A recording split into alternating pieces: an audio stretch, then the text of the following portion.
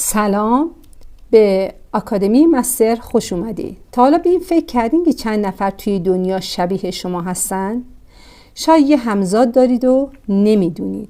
امروز قراره با یک ابزار جالب به اسم فیس چک آیدی تست کنیم و ببینیم آیا کسی شبیه ما وجود داره یا نه. خب وارد گوگل یا وارد کروم، هر کدوم از مرورگرها که روی گوشیتون نصب هست میشیم. فیس چک آیدی رو تایپ میکنم. حالا میخوام تست کنم آیا کسی شبیه ما وجود داره یا نه. میام اینجا بروز، عکس مورد نظر رو انتخاب کردم، قسمت سرچ. ببینید پایین باید اینو سر جاش بذارید تا مشخص بشه ربات نیستید.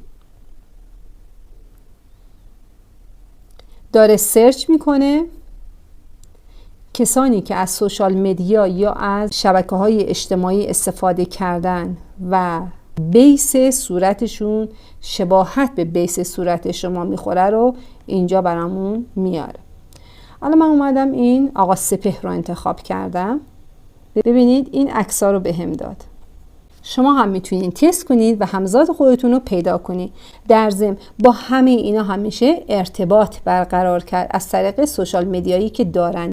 کنار هر کدوم از اینا هستش. تا آموزش بعدی، خدا نگهدارتون.